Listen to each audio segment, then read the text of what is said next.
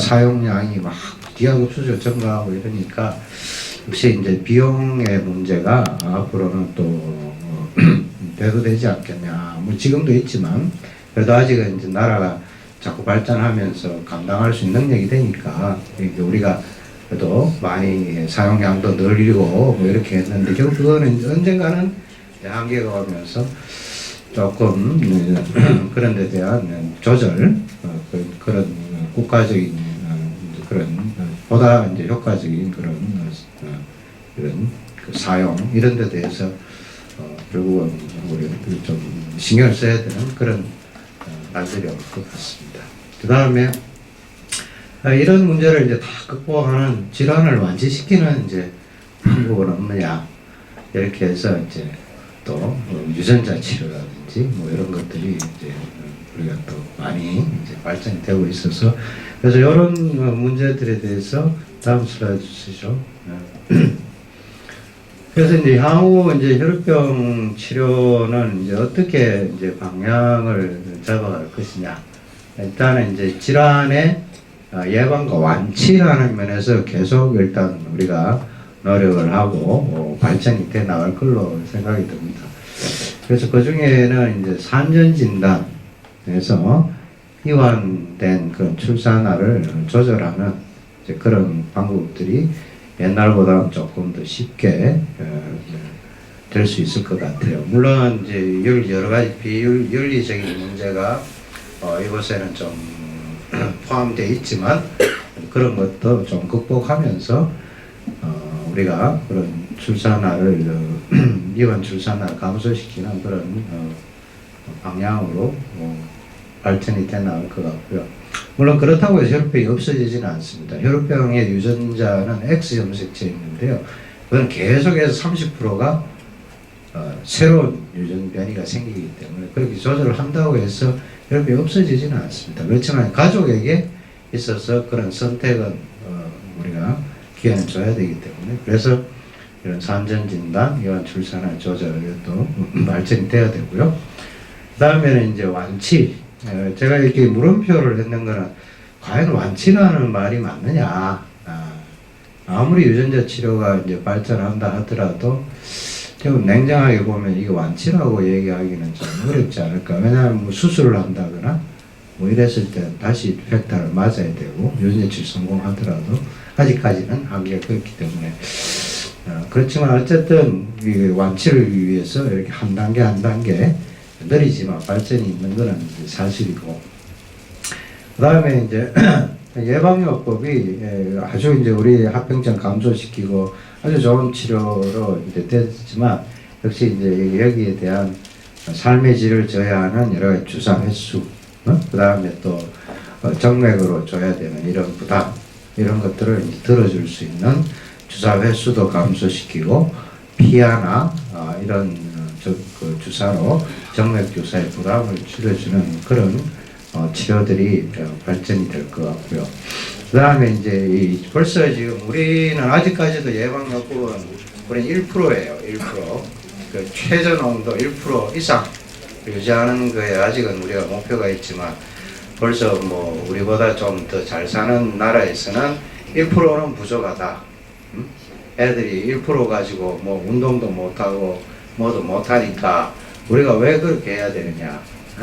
그래서 1%가 아니고 뭐 5%, 10% 이렇게 최저 농도를 맞춰주는 예방요법을 해서 완전히 우리가 적어도 경증 환자 수준의 그런 환자로 만들어줘야 되지 않느냐 해서 이미 이제 그렇게 방향이 좀 이렇게 아주 우리보다 더 잘 사는 나라는 그렇게 나오고 있는 것 같습니다. 그 다음에 이제 항체 발생을 위한 예방 치료 뭐 이런 데 대해서 아직 연구들이 많이 되고 있지만 아직까지는 이게 아직 조금 오리무중이에요. 그래서 항체가 왜 발생되는지 그 다음에 뭐 거기에 대한 연구가 아직은 좀 부족하죠. 부족한 입장이지만 그래도 앞으로 점점 발전되면서 항체를 예방할 수 있는 그런 제안 이런 것들이 나올 것 같습니다. 다음 산전 진단이죠. 다음 그래서 이제 잘 아시는 것처럼 뭐 이렇게 우리가 아빠가 혈우병인 경우에는 이제 우리가 아들만 오면 다 건강하고요. 대신에 이제 딸들은 다 보인자, 또 엄마가 보인자일 경우에는 이제 아들, 딸, 아들은 반이 아니죠. 50%에 아들 한 명 넣으면 그 아들의 50%가 혈우병이 될 찬스가 있고 위험이 있고, 그다음 이제 여자는 그 50%가 보인자가 돼요. 이런 유전병입니다. 다음 그래서 이게 이제 그 보인자 여자분 산모가 따님도 이제 앞으로 혹시 보인자가 있을 거고, 또 뭐 누나나 뭐 있겠죠. 그런 분이 임신을 했을 때 현재까지는 이제 태아가 과연 이제 혈우병 가졌느냐 이제 알 수 있는 방법이 이렇게 산전 진단에서 이제 육모막 검사, 임신 3개월 전에 육모막 검사에서 이완이 됐느냐 안 됐느냐 이제 이런 거를 알 수 있는데요. 문제는 이제 이럴 때도 유산은 우리나라 합법적이지도 않고 그다음 합법적이지 않습니다. 그래서 이게 현실로서는 제일 빠른 방법이고, 만일 이때 유산을 한다 하면 산모에 좀 고통을 덜 주고 유산을 할 수 있는 마지노선이거든, 3개월이. 그래서 이제 이렇게는 하지만 어쨌든 이제 그런 선택 기회를 이제 줄 수가 있는데요. 다음 그러면 더 일찍 이런 걸 알 수 있는 방법은 없느냐? 다음 슬라이드 주세요. 그럼 이제 우리가 이거는 착상전 유전자 검사라고 이제 어떤 건가 하면은 인공 임신을 해야 돼요. 대신에 이제 환자나 혹은 또 보행자 분의 우리 결혼을 해서 이제 인공 임신을 했을 때 그 수정란을 만들어 가지고 그 수정란이 저렇게 분열을 한 3번, 2번 정도 했을 때 그 세포 하나를 저렇게 딱 떼어내요. 이렇게 이막대 같은 데 있죠. 떼어내 가지고 그 태아가 아니죠. 수정란이 과연 혈우병에 이완이 됐나 안 됐나를 보고, 이완이 안 되면은 이제 자궁에 심어서 이렇게 키워서 정상 출산을 이제 하도록 하고, 만일에 이완이 됐으면 버리는 거죠. 물론 이것도 뭐 윤리적인 문제가 전혀 없다고 할 수는 없죠. 그래도 우리가 앞에 얘기한 이제 그런 만일에 유산 같은 걸 한다 하면 앞에 얘기한 3개월 전에 이미 태아가 생겼을 때 하는 것보다는 조금 부담이 덜하지만, 문제는 이제 인공 수정을 해야 된다는 그런 이제 부담이 있습니다. 그래서 현재 차과대학 함춘크링 이런 데에서는 이걸 해요. 하고 있기 때문에 우리나라도 이런 방법을 할 수 있습니다. 그 다음에 이제 요번에 이제 노벨상 후보 중에 하나였는데, 여기 이제 여기 태아에, 그러니까 탯줄 있죠, 그죠? 탯줄하고 태반에, 엄마의 태반이 이렇게 연결이 되어 있는데, 태아에 있는 그 세포 내에 있는 DNA, 세포가 아니고 DNA가 그 탯줄을 통해서, 태반을 통해서 엄마 혈액 내에 섞여 있을 수 있어요. 그래서 이제 이거는 그럼 어떻게 돼요? 엄마 혈액 검사만 해보면 되죠, 그지? 그래서 엄마의 산모의 혈액 내에 있는 태아의 DNA를 이제 추출을 해가지고 이게 남자냐, 아직까지는 이제 남자냐 여자냐 요것만 하는데, 여기 더 발전되면 그 DNA가 이제 혈우병에 이완된 돌연변이 있나 없나 이런 것까지 이제 검사가 가능해지지 않을까 생각해요. 그러면 우리가 여러 가지 침석전 방법이나 이런 거 통하지 않고 엄마의 혈액 검사만 해서도 과연 태아가 혈우병에 이완됐나 알 수 있는 그런 미래가 있을 걸로 생각됩니다. 아직은 이건 이제 실험실에서만 그런 것들을 하고 있는 상황입니다. 다음 혈우병 이제 유전자 치료에 대해서 많은 관심들이 이제 있으실 텐데, 요게 이제 요게 X자로 있는 게 이제 X 염색체고요. 그 옆에 보면 그 말단에 9인자, 8인자가 있습니다. 그래서 8인자는 굉장히 커요. 186kB 정도인데 9인자는 뭐 그것보다 아주 작아 34kB 정도밖에 안 되고, 거기 8인자에서 저런 단백질, 8인자 단백질 생성하고 9인자 유전자에서는 9인자를 생성을 하게 됩니다. 그 다음, 그래서 혈압병은 이제 앞에 본 이제 그런 유전자의 여러 가지 이제 돌연변이 때문에 이제 발생을 하고요. 다음.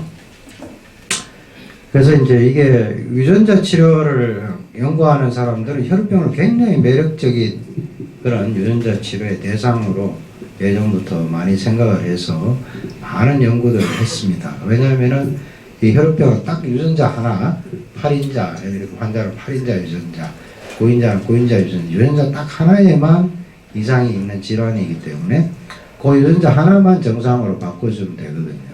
그래서 왜냐하면 다른 유전병이나 이런 거는 여러 유전자와 관련될 수가 있어요. 근데 단일 유전자 질환이기 때문에 이렇게 매력적으로 생각하고, 그다음 두 번째는 이게 활성도가 완전히 정상적으로 발현이 안 돼도 굉장한 치료 효과를 나타낼 수 있다.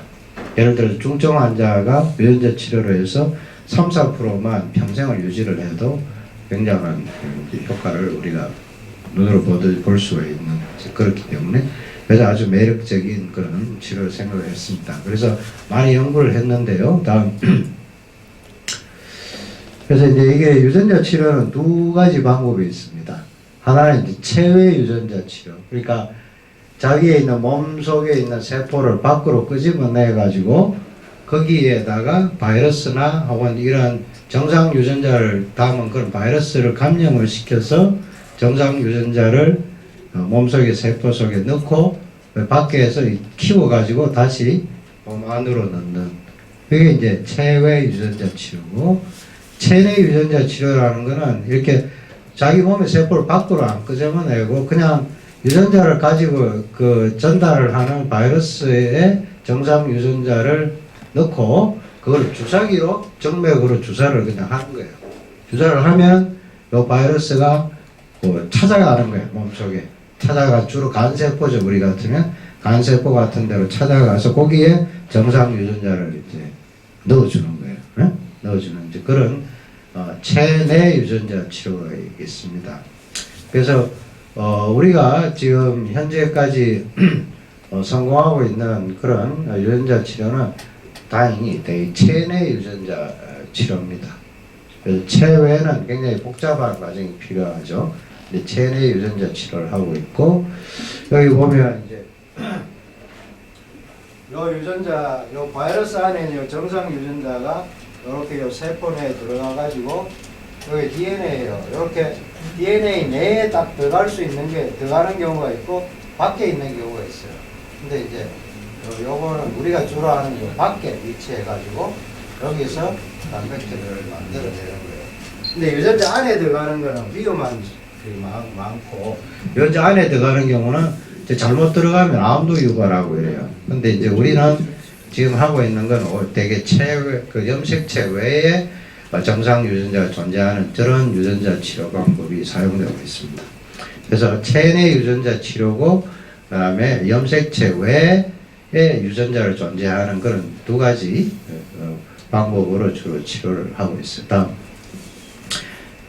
근데 이제 그래서 유전자 치료를 동물에다가 많이 실험을 했더니 아주 효과가 좋아가지고 너무 이제 혈압병은 유전자 치료로 될 수 있다 이렇게 생각했는데, 이거를 사람에게 이제 그래서 1990년 말부터 유전자 치료를 시도를 했는데 다 실패했어요. 6개 정도 아주 대규모는 아니지만 대표적인 그런 치료들을 여러 가지 했는데 다 실패했어요. 그래서 어떤 거는 조금 처음에 올라가다가 나중에는 결국은 떨어져 버리고, 뭐 대부분이 조금 올라가다가 떨어져 버리고 이렇게 해서 이게 굉장히 실망을 해가지고 유전자 치료를 포기하고 연구하던 사람들이 잘 연구를 안 하게 됐어요. 거기다가 앞에 얘기한 그런 유전자 치료 중에 우리 말고 다른 병의 유전자 치료를 했는 환자한테 암이 생겼어. 앞에 얘기한 대로 우리가 정상 유전자가 정상 DNA에 이상하게 삽입이 되면 암이 유발될 수 있거든요. 그래서 암이 유발된 거예요. 그래서 유전자 치료가 위기를 맞아가지고 연구를 안 했어요, 거의. 그러다가 딱 봅시다. 그 왜 그러면 이제 이런 혈액병의 유전자 치료가 동물에는 성공했는데 사람에게는 왜 성공 안 하느냐 이렇게 봤더니 여기 유전자거든요. 유전자 벡터 그러니까 구인자를 이렇게 포함한 정상은 여기 벡터를 딱 이제 주입을 하면 처음에 얼마간은 이렇게 구인자 활성도가 쫙 올라가요.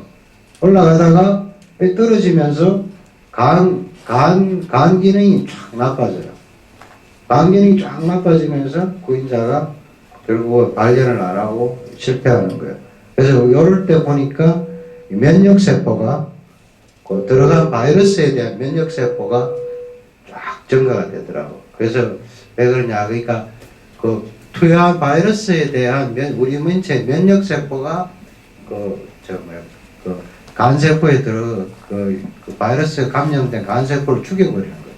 그래서 우리 인체의 면역 반응을 피하지 못하면 결국은 이제 유전자 치료가 성공할 수 없다. 이제 이런 우리 결론을 얻었어요. 그래서 그 다음에 그래서 이제 그거를 극복하려고 많은 이제 많은 분들 아닌데 몇 기관이 노력을 해가지고 이게 지금 요번에 2016년 WFH에서 유전자 치료 결과를 발표한 건데요. 이게 영국, 미국 뭐 이렇게 해서 합동 연구를 해서 했는데 이분들이 지금 한 3년간 구인자 환자들에게 유전자 치료를 한 결과를 발표했어요. 10명에게. 근데 이 10명 모두가 지금 거의 평균 3년간 활성도가 이렇게 떨어지지 않고 한 3에서 길게 많게는 저기 한 10% 정도까지 올라가는 그런 사람 3년간 유지가 되고 전혀 예방요법도 뭐 안 하고도 출혈이 안 되고 이제 그런 아주 좋은 결과를 발표를 했어요. 거기다 더해서 다음 얘는 이제 스파크라는 이제 외국 회사 스파크라는 연구소하고 화이자가 이번에 이제 2016년 6월에 발표한 유전자 치료 결과인데 이건 더해서 한 번 유전자 치료해가지고 활성도가 거의 31주 가까이 거의 30% 가까이가 유지가 됐다는 결과를 발표하고 면역 반응도 없었고 그랬다. 이런 아주 획기적인 그런 이제 결과를 발표를 했어요. 그래서 우리가 여태까지 유전자 치료를 쭉 해온 게 뭐 기껏 올라가봐야 10% 그것도 이제 일시적인 건데 지금 이런 발전이 돼서 거의 뭐 정말 더 봐야 되겠죠. 더 오래 봐야 되겠지만 어쨌든 한 30% 가까이나 유전자 치료로 이 사람 평생은 평생인지 지켜봐야 되겠죠. 아주 그 장기간 이렇게 유지가 되는 그런 놀라운 이제 결과를 발표를 했습니다. 구인자. 다음. 그래서 유전자 치료의 미래를 좀 보면은 아직은 8인자는 치료가 아주 영원합니다. 첫째는 유전자가 너무 커가지고요. 그 바이러스에 담는 방법조차도 어려워요. 그래서 이 8인자 치료는 아직도 영원하고 그걸 담을 만한 적절한 운반체가 잘 아직은 없고 그래서 아직 영원하지만 구인자는 제가 이제 앞에서 이제 보신 것처럼 우리가 불가능하다고 생각했던 그런 일들이 벌어지고 있어서 구인자는 아주 유전자 치료가 희망적이다 이렇게 생각합니다. 그렇지만 이게 유전자 치료를 다 할 수 있는 건 아니고요. 대개 이제 유전자를 담는 바이러스를 가장 많이 쓰는 바이러스가 AAV라는 바이러스예요. 아데노아소시에이티드 바이러스, AAV라는 바이러스인데 이게 성인 환자의 벌써 40%가 이 바이러스에 항체가 있어요. 그분들은 할 수가 없어요. 그런 한계가 있고 그 다음에 한 번 유전자를 넣어가지고 얼마나 이제 지속이 될지 우리가 모르는데 대간세포는 오래 가기는 해요. 그렇지만 혹시 이제 다음에 또 이게 떨어지면 또 이제 주사를 그 바이러스를 그 유전자를 투여해야 될 때 이제 그때 또 어떤 면역 반응이 일어날지 이런 데 대해서 아직은 의문이 좀 있고, 그 다음에 이게 어쨌든 간세포로 뭐 바이러스가 들어가고 유전자가 들어가고 이렇기 때문에 과연 그 간세포가 길게 오랫동안 봤을 때 아무 이상을 일으키지 않을 것인가, 이런 데 대해서 아직 확신이 이제 없는 거죠. 네, 그래서 그런 게 있고, 그 다음에 또 하나는 혹 변형된 유전자가 이제 정자세포로 전달이 돼가지고 이게 부대로 그 변형된 유전자가 전달이 되지 않을까, 이런 우려들이 좀 있습니다. 그렇지만 어쨌든 조금 더 이제 유전자 치료는 뭐 아직도 한 5년 뭐 이렇게 좀 더 장기적으로 진짜 효과가 있는지에 대해서, 안전하고 효과가 있는지에 대해서는 좀 지켜볼 필요는 있습니다.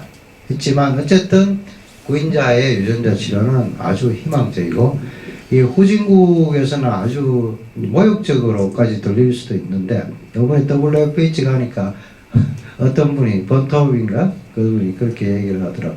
그러니까 아예 이제 후진국은 유전자 치료로 가자, 돈 없어가지고 약 못 받으니까 뭐 이렇게까지 이제 얘기를 할 정도로 유전자 치료가 의사들에게도 조금 현실로 조금씩 구인자에게는 다가오고 있는 것 같습니다. 다음에 이제 요즘 뭐 유전자 가위 뭐 얘기가 좀 많이 나오고요. 그래서 좀 또 이제 말씀드리면, 뭐 이거는 이제 앞에 말씀드린 대로 우리는 여기 있는 앞에 이제 성공한 그 유전자 치료들은 바이러스를 정맥으로 유전자를 투여하는 거예요. 그렇지만 유전자 가위는 아직은 그렇게는 안 되는 걸로 알고 있고, 이거는 체외로 세포를 꺼내야 돼. 꺼내가지고 그거를 유전자 가위로 교정해서 다시 그거를 키워가지고 사람 몸 안에 넣어줘야 돼. 그런 치료거든요. 그래서 과연 이게 우리 환자들이 유전자 치료하고, 만약 유전자 치료가 계속 발전을 한다면 이런 세포를 밖으로 꺼내서 조작을 하고 또 거기에 또 키워가지고 몸 안에 넣는다고 그냥 넣어지는 게 아니거든. 이식을 해야 되거든. 간세포라든지 이런 거를 과연 현실적으로 선택을 할까? 라고 하는데, 과학적으로는 굉장히 이제 뭐 초현대적인 기술이죠. 유전자를 가위로 잘라서 교정하고 이렇지만, 과연 이게 임상적으로 우리 환자들이 그런 번잡하고 또 그런 것들 이렇게 과연 받아들일 수 있을 것인가 하는데, 임상가에 이제 저로서는 조금 의문이 있습니다. 그렇죠. 어쨌든 간에 만일에 근데 이런 것도 그 유전자 가위라는 효소가를 정맥으로 그냥 투여해서 그게 이제 그 나쁜 세포를 찾아가서 그 유전자를 고치는 그런 식이 된다 그러면은, 그거는 유전자 치료하고 거의 같기 때문에 받아들일 수 있겠지만, 그건 굉장히 상당한 기술이 필요하리라고 생각합니다. 그래서 잠깐 말씀드렸고요. 다음에는 이제 앞에는 이제 우리 혈병의 뭐 유전자 치료, 완치를 위한 유전자 치료, 다음에 산전 진단을 통한 우리의 조절, 이런 데 말씀드렸고, 다음에 이제 그거와 함께 우리가 이제 치료약제들이 이제 우리가 유전자 제제가 막 발달이 되고 그 유전자 조작 기술들이 많이 발전이 되면서 새로운 그런 유전자 제제가 아니죠. 유전자 제제들이 많이 이제 등장을 이제 하게 됐습니다. 그게 한 2008년, 7년 이러다가 임상 연구가 이제 거의 다 이제 종료가 되고, 일부는 이제 뭐 그 방광기 긴 거 이런 거는 작년 2015년부터 미국 뭐 캐나다 이런 데서 시판이 되고 있죠. 환자들이 현재 지금 쓰고 있는 현실이 되고 있고, 그 외에 이제 새로운 기전을 가지는 그런 약제들도 속속 이제 개발이 돼 가지고 이제 임상 지금 중에 있는 이제 그런 실정이라서 그런 것들이 이제 어떠냐, 앞으로 어떻게 될 것이냐 말씀 좀 드리겠습니다. 그래서 새로운 약물은 두 가지 종류입니다. 하나는 8, 9인자, 7인자 이런 원래 혈액응고인자를 변형시킨 거, 변형체. 그게 그 중에는 이제 변형을 시켜서 방광기를 연장시킨다든지 효과를 더 있게 한다든지 또 생산이나 분비를 증가시킨다든지. 그렇지만 이거 원래 그 트린 8, 9, 7인자는 에다가 변형을 한 거죠. 그지? 그거 말고 이제 8, 9, 7인자 모자라는 이런 인자 말고 다른 이제 그 응고 기전을 가지는 약재들이 이제 또 개발되고 이런 거를 새로운 기전의 혈액 응고 촉진 물질이라고 합니다. 그래서 이런 것들이 요거는 이제 최근에 이제 개발이 돼서 지금 임상 시험 중에 있는 그런 약들입니다. 그래서 거기에 대해서 두 가지 종류에 대해서 말씀드리겠습니다. 그래서 이제 방광기를 연장한다. 결국은 뭐 약물이 오래도록 우리 몸에 좀 남아있게 해서 특히나 이제 예방요법 때 주사 횟수를 이제 좀 줄여주자. 이런 목적으로 방광기 연장제제가 2000년 뭐 초부터 이렇게 개발이 되기 시작했고요. 뭐 간단히 이게 이제 제일 이쪽 게 9인자고 중간 게 8인자고 마지막 게 7인자예요. 거기다가 이런 어떤 물질들 PEG라는 물질, 그 다음에 면역 글로불린, IgG, FC, 알부민 이런 것들이 PEG나 면역 글로불린이나 이런 것들이 방광기를 굉장히 길게 할 수 있어요. 그래서 이런 것들을 붙여가지고 원래의 7인자, 8인자, 9인자의 방광기를 이제 연장시키려는 그런 약재들이죠. 그다음 그래서 이미 뭐 많이 개발됐고 거기다가 뭐 3장까지 다 개발이 되고 알부민 붙인 거, 그다음에 면역 글로불린 붙인 이거는 이미 이제 시판이 되고 외국에서는 벌써 1년째 쓰이고 있습니다. 그래서 이 제재들은 요거 이제 우리가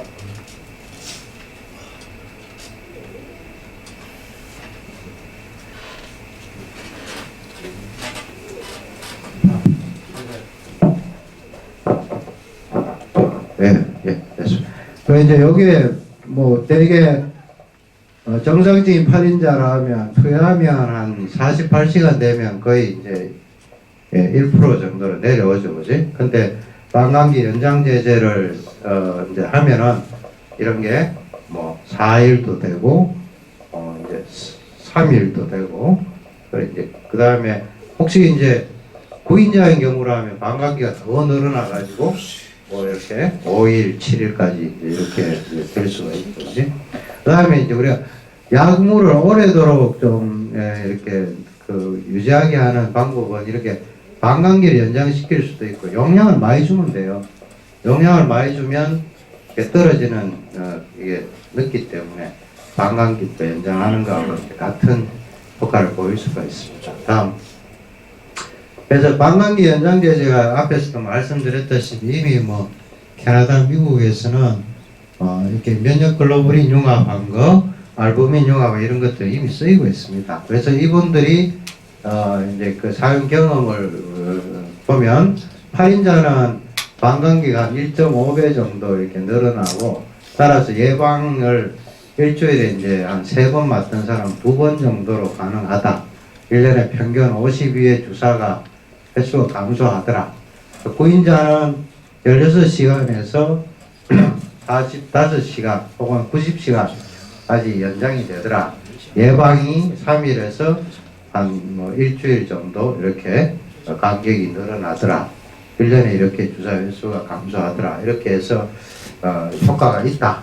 역시 연장 효과가 있다는 것을 이렇게 이미 사용한 분들이 발표하고 있습니다. 다음. 그 다음에 이제 두 번째 방광기를 연장하는 방법 말고 혈액을 증가시키는 그 혈액을 증가시키기 위해서는 저런 이제 8인자, 9인자 단백질에 여러 돌연변이를 좀 유발을 할 수 있습니다. 그러면 그 혈액이 굉장히 이제 높아지는 그런 8인자, 9인자, 7인자를 얻을 수가 있습니다. 그래서 현재까지 그 개발을 시도했던 약들은 혈액이 강화된 7인자, 그 다음에 혈액이 강화된 9인자, 알려져 있는데요. 혈액이 강화된 7인자는 임상시험마다 실패했어요. 항체가 생겨가지고. 그래서 이거는 이미 어렵다 이렇게 됐냐 이고, 그 다음에 최근에 우리 이수라는 우리나라 제약회사에서 아주 혈액이 강화된 그런 구인자를 생성을 해서 이제 임상시험을 예정이 되어 있습니다. 다음. 그래서 혈액을 높이면 그만큼 적은 양으로 혈액을 높아지면 이렇게 방광기까지 길어지는 그런 효과를 같이 얻을 수가 있습니다. 그 다음에 이제 이렇게 혈액이 높아지면 결국은 작은 양을 줘도 혈액이 높기 때문에 우리가 피하 주사가 가능할 수가 있습니다. 피하 주사는 주면 우리가 여기 이제 모세혈관을 통해서 그 주사약이 확산이 돼서 원래 이제 피 안으로 이제 들어가는 그런 효과가 있죠. 그래서 이제 여러 가지 이제 피하 주사들에 대한 이제 개발 또 이제 그런 것들도 되고 있고 현실성이 있습니다. 그래서 그런 것들에 대해서도 이제 같이 말씀 좀 드리겠습니다. 다음. 그래서 이 피하 주사를 주면 이게 우리가 그냥 이제 정맥으로 주면 요거는 굉장히 빨리 높아져서 이렇게 이제 떨어지게 되는데, 피하로 주면 이 증가하는 속도는 느려요. 그렇지만 어쨌든 정맥보다 효과는 덜하지만 이렇게 어느 정도 활성도를 이제 유지시킬 수는 있습니다. 그래서 약물 동력학이 조금 다릅니다. 피하 주사는. 다음. 그 다음에 이제 새로운 혈액 응고 촉진 물질인데요.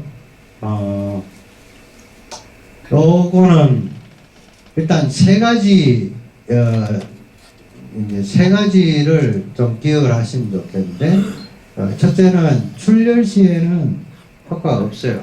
이런 약제들은.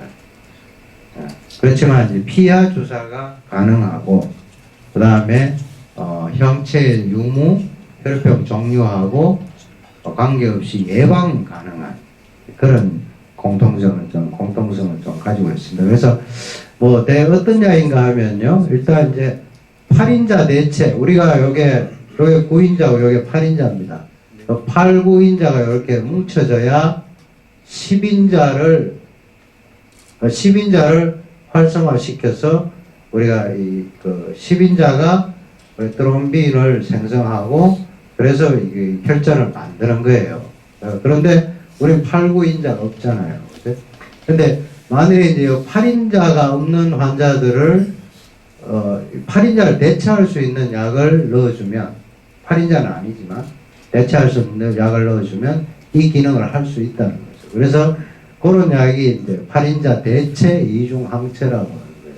그래서 그거는 넣어주면 8인자와 같이 9인자와 10인자를 묶어주는 역할을 해서 8인자 역할을 할 수 있는 그런 약들인데, 항체이기 때문에 피하 주사가 이제 가능하고, 그 다음에 항체 환자에게도 쓸 수 있다는 건데 9인자에게는 못 씁니다.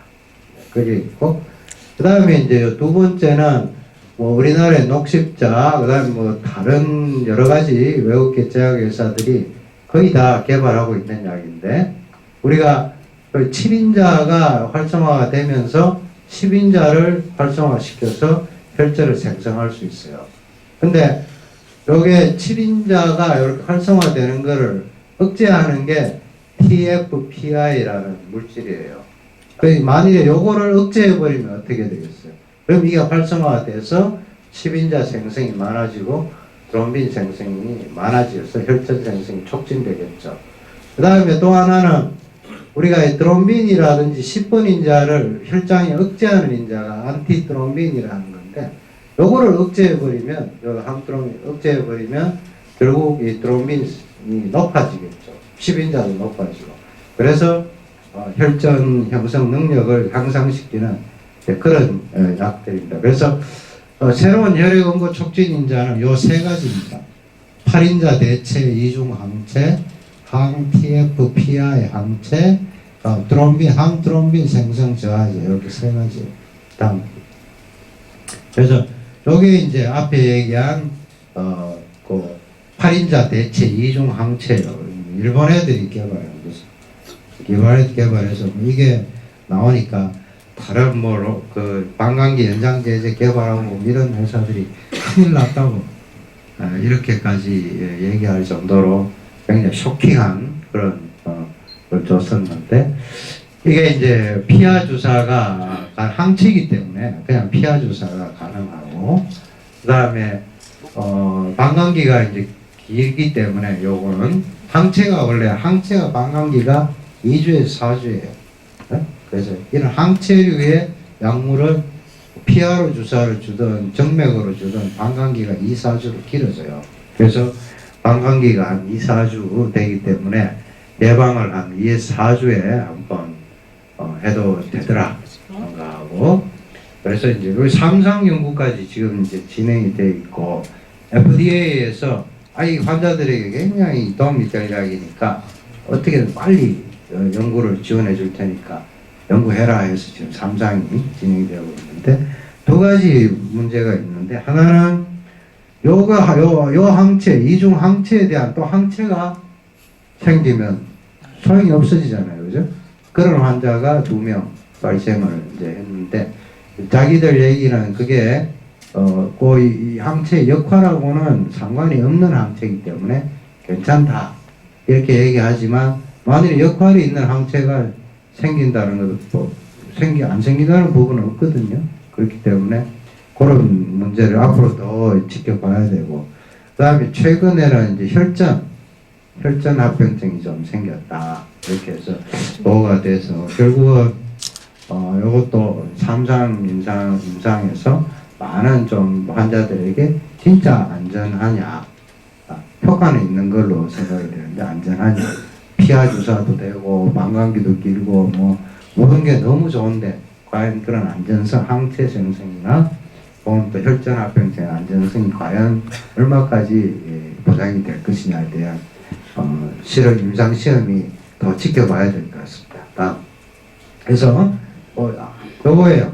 원리는 원래 8인자가 9인자하고 10인자를 묶어주는 역할을 하는데, 여기 8인자 없는 A형 혈병 환자 없으니까 대신 요거를 넣어주면 8, 9인자를 묶어가지고 그 8인자 역할을 해주는 항체예요.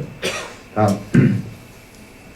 그 다음에 이제 앞에 말씀드린 이제 TFPI 항체, 이것도 피하 주사 항체이기 때문에 피하 주사가 가능하고, 또 항체이기 때문에 방광기가 2, 4주 이렇게 연장될 수 있는, 그건 똑같습니다. 똑같은데 아직까지 이제 이거는 1상 정도 이제 진행이 돼서 좀 효과적일 것이다 이렇게 인정이 되고, 이제 2상 시작하고 있기 때문에 제일 빠른 제약회사가 아마 그런 걸로 알고 있습니다. 그래서 이거는 더 임상이 진행이 돼 봐야 되고, 장점은 이제 이거는 아무 혈병 타입이나 항체 유무하고 아무 상관없이 피하로 예방이 가능하다는 장점은 있습니다. 그렇지만 임상 결과가 아직은 미약하고요. 다음에 요거는 이제 그 앞에 얘기한 안티트롬빈이라는, 트롬빈을 방해하는 것을 또 방해하는 그런 그런 걸 줘서 그 안티트롬빈이 그러니까 10번인자나 이런 걸 방해하는 역할을 방해해서, 말이 좀 어렵죠.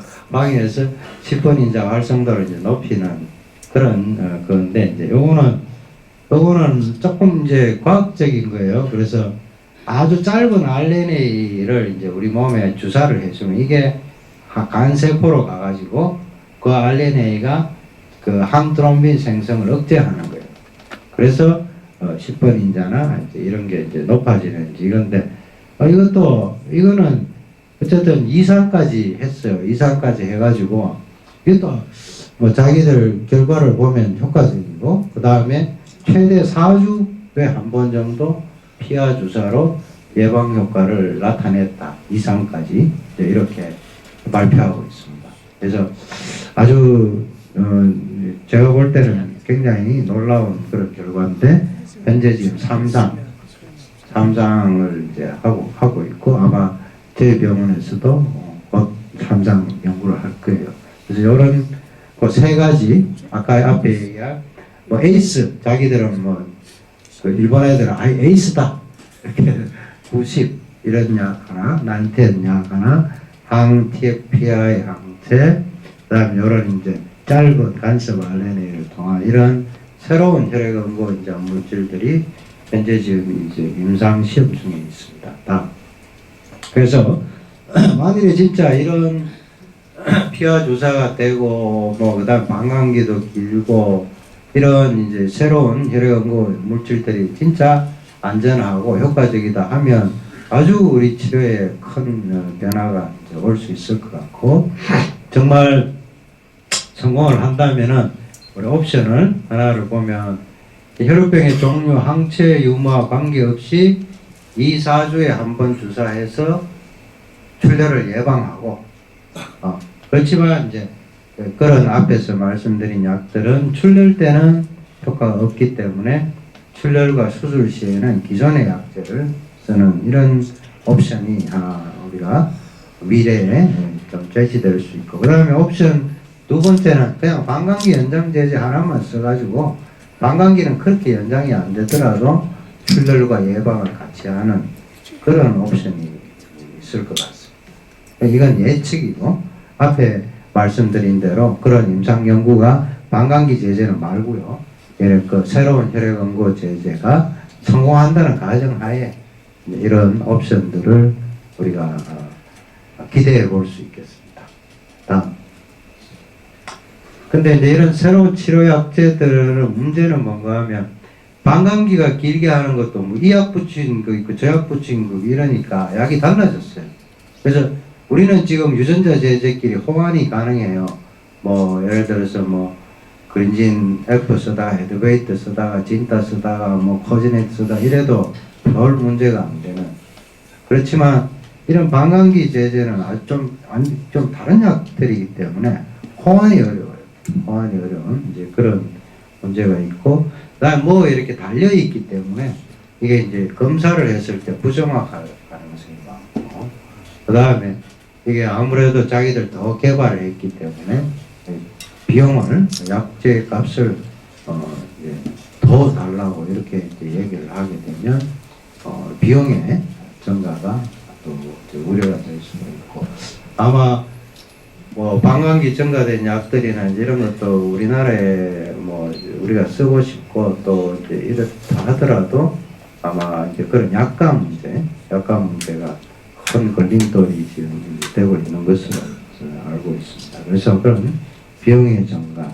그다음 이제 앞에 말씀드린 이제 새로운 기전의 혈액응고 이제 촉진제 아직은 다 임상 중이지만 이거는 공통적으로 출혈의 치료에는 효과적이지 않고 예방에만 일단 효과적이다 하는 거고, 또 앞에서도 말씀드렸듯이 항체는 또 다른 항체를 생성할 가능성이 있다. 이런 것들이 문제점일 수 있겠습니다. 다음. 여기까지가 이제 제가 말씀드린 현재 2016년 현재까지 혈우병 치료에 이제 여러 가지 새로운 치료, 또 그다음 약제들, 향후 이제 이런 것들이 성공할 때 과연 우리가 어떤 그 치료 방식들의 미래가 바뀔 것인가 이런 데 대해서 좀 얘기를 했고요.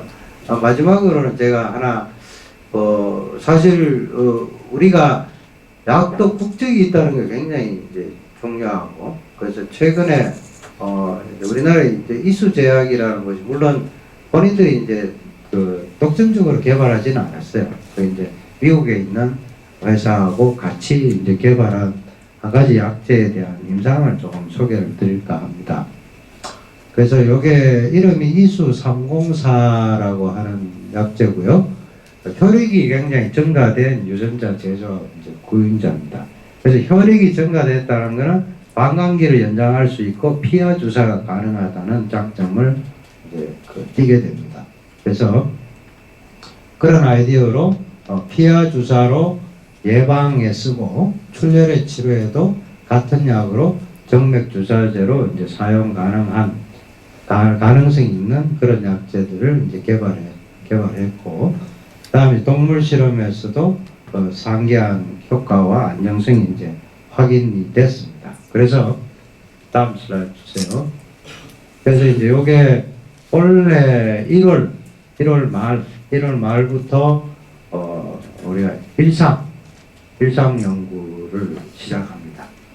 우리가 WFH나 뭐 이제 이런 데 가보면 뭐 쌍 외국 애들 개발하냐 뭐 의학들 의사들 나와서 얘기하고 이제 이런 그런데 아마 좀 젊은 우리 분들은 우리나라는 왜 저런 거 못하나 이런 뭐 생각도 좀 하셨을 것 같은데 그런 면에서 연구가 이렇게 국내에서 개발한 약으로 시도를 하려고 합니다.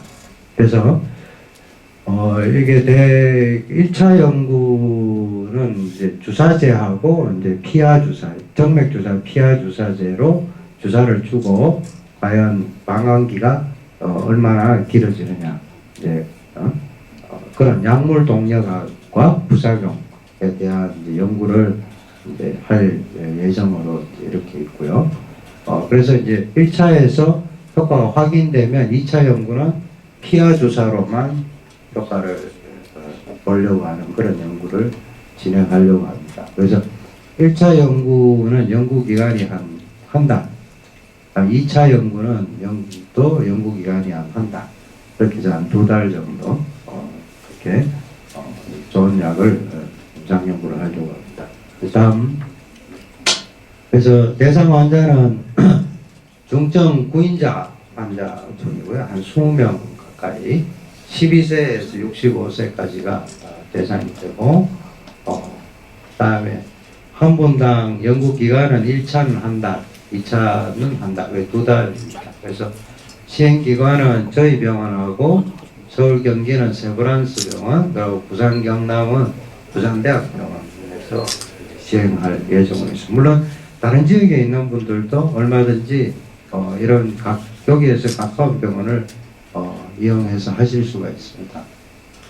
이게 이제 1차 연구기간 한 달 중에 1박 2일로 한 2번 정도 약물 동력학 검사를 위해서 입원을 좀 해야 되는 그런 필요가 있고요.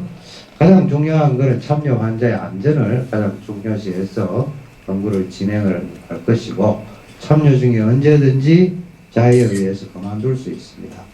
그리고 교통비, 입원비, 참여로 인한 보상비가 합법적으로 지급이 될 거고 그 다음에 일상에서 참여하는 환자들은 정말 우리가 효과 안정성이 확인되면 2, 3, 4 이렇게 진행이 될 때는 거의 피하러 갈 거거든요. 그래서 일상에 참여한 분들은 우선적으로 2, 3, 3 연구를 통해서 지속적으로 약제 공급이 가능할 것 같습니다. 다음, 여기까지입니다. 경청해 주셔서 감사합니다. 질문이나 잠깐 언급해 주셨었던 베이스 9, 10 관련해서 부작용 사례 사실상 최초의 그 약물이 이제 보도가 되면서 기대를 상당히 많이 불러모았고 국내에서도 큰 관심이 있었거든요. 근데 갑작스럽게 그 기대를 불러모은 이유 때문인지는 모르겠으나 부작용에 대한 부분이 굉장히 중증 부작용이 발생이 됐다고 하면서 대대적으로 나오는데 과연 그것이 그렇게 우려할 만한 거에 중증 부작용 사례인지 뭐 혈전이나 뭐 몇 가지가 언급이 되어 있더라고요. 그래서 그걸 받아들일 때 어떻게 받아들이는 것이 좋을지 전해를 좀 부탁드립니다. 그러니까 일단은 아직 이제 3상 중이고 참여 환자 수가 아직은 많지 않기 때문에 정말 얼마나 많은 우리가 우려하는 그런 부작용이 나타날 것인지 단정하기는 이제 어렵죠. 어려운데 분명한 거는 거기 항체에 대한 또 항체가 발생했다는 것은 분명하고요. 처음에 이제 일상할 때 50몇 명인가 했을 때 두 명이 발생을 했는데 그때 WFH 가서 얘기를 들어보니까 항체가 발생했지만 그게 기능하고는 문제가 없는 항체였다. 그래서 뭐 걱정 안 해도 된다. 그렇게 아마 그 나라에 그 일본 의사가 그렇게 발표를 한 걸로 알지만 근데 그 생긴 항체가 다 기능을 억제하지 않는 항체라는 보장은 또 없잖아요.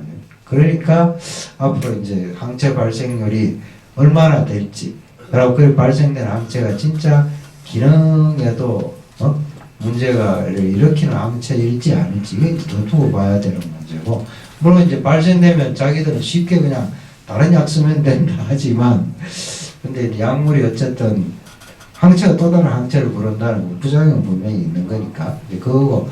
다음 이제 최근에는 뭐 저도 이제 최근에 그냥 기사를 통해 알았어요. 발표된 게 보니까 이제 혈전증이 이제 좀 생겼다. 그래서 그 사람들 얘기는 뭐 다른 약 써도 생긴다 이렇게 얘기하지만, 이제 그것도 2명인가 3명인가 아직은 임상 환자 수가 많지 않은데 그런 부작용이 그래도 있다고 자기들이 했기 때문에, 혹 이제 정말 더 많은 환자를 했을 때 얼마나 생길지, 그 다음에 그 환자들이 이제 어떤 환자였는지, 원래 혈전증이 잘 생길 환자였는지, 예? 아니면 그런 위험도 없는 환자인데 생겼다 더 심각한 거고, 이제 그런 것들은 더 이제 많은 임상 연구가 되고 그 자료들을 더 분석해봐야 진짜 이 약이 우리가 안전하지, 예? 아주 좀 획기적인 약이면서도 진짜 안전한 약인지에 대한 검증이 될 것 같아요. 예. 자체 혈전증이라고 하는 것 자체가 그 좀 위험한 부분인 것은 맞는 그렇죠. 그러니까 이제 우리가 혈전증 같은 게 이제 생겼을 때 놔두면 이제 이게 그 다른 혈관으로도 가잖아요. 그래서 폐혈관을 막는다든지 뭐 뇌라든지 심장이라든지 이럴 수 있으니까 그 혈전 합병증이라는 게 가벼운 합병증이 아니죠. 네, 네. 그래서 이 하나의 약물의 개발이 진짜 3상까지 가서 진짜 안전한 약으로 이렇게 나오는 게 굉장히 어려운 거예요. 예. 저는 여기 지금 교수님 말씀하시는 부분을 전반적으로 다 이해는 못하겠고요. 그래서 제가 예. 여쭤보고자 하는 내용을 네. 잘 들으실지는 모르겠지만은 예. 일단은 그 8인자나 9인자 중에서 저희 아이는 8인자인데 9인자는 유전자 치료제나 치료 방법이 이제 뭐 어느 정도 기틀을 잡아줬다고 생각한다고 말씀하셨잖아요. 네. 8인자는 아직 그 자체의 네. 가망성이 없다고 하니까는 네. 실망이지만은 그 어찌됐든 9인자만이라도 예. 이게 뭐 되면은 더 좋은 네. 거고. 근데 아까 말씀하셨듯이 방광기 늘리는 것만 약만 나와도 저희 같은 경우는 네. 참 고마운 일이라고 생각하는데 예. 방광기를 늘리기 위해서는 뭐 아까 말씀하신 글로알부민이나 뭐 아까 또 한 가지 면역 글로불린. 네, 그 피지. 자체는 예. 해가 해가 안 좋아가지고 지금 뭐 유전자 요법에 약이 아. 나오잖아요. 근데 요 방광기 늘리기 위해서는 이 두 가지의 그거를 첨가해야만이 방광기가 늘어난다고 하셨잖아요. 예. 거기에 대해서 부작용은 없는가요? 아, 예. 그래서 안전도를 더 충분해야 한다는 예, 얘기. 그럼요. 그러니까 그게 뭐 이제 유전자 치료가 잘 안 되기 때문에 그런 약이 이래 된 건 아니고 따로 트랙이 2개예요. 유전자 치료 쪽, 그다음 약물 쪽, 뭐 이런 걸 그래 이해하시면 첫 번째는. 두 번째는 이제 방광기 연장하기 위해서 이제 붙이는 약들은 그 이제 3가지인데 PEG, 알부민, 면역글로불린. 면역글로불린은 우리 몸에 있는 면역글로불린이고요. 알부민도 우리 몸에 있는 약이고, 그 다음에 이제 PEG라는 건 우리 몸에는 없는 약이에요. 근데 이제 그거는 다른 약제들이 있어요. 당뇨병에서 인슐린이라든지 뭐 항암제라든지 이럴 때 PEG라는 물질을 붙여서 방광기 연장한 약이 벌써 한 10년 이상 쓰여져요. 근데 이제 거기서 나온 거는 그 붙인 약이 뭐 누적이 되거나 독성을 나타내거나 이렇게 해서 부작용은 없었다. 이제 그런 게 있고, 그다음 2개는 이제 면역글로불린하고 알부민은 원래 우리 몸의 물질이기 때문에 별 부작용이 없다. 이렇게 되죠. 예.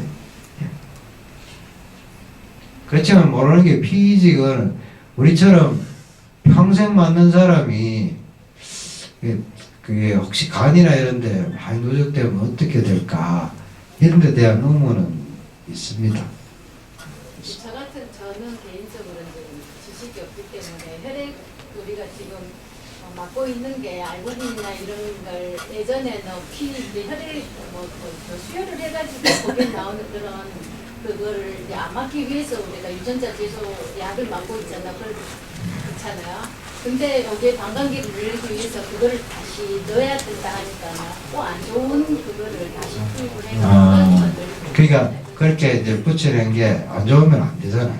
그러니까 안전한 약으로 안전한 물질들을 이제 붙여서 그런 걱정은 없지만 역시 이제 방광기를 좀 연장시켜서 주사 횟수를 좀 줄여보자 그런 목소리입니다.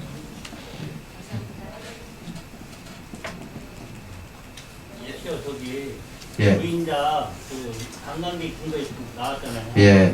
근데 미국과 뭐 딴 나라는 쓰는 걸 알고 있는데 예. 우리나라는 그게 언제쯤 가능한가? 근데 뭐 제가 이제 그런 거에 대해서는 자세한 거는 잘 모르는데 아마도 약간 문제가 있을 거예요. 약간.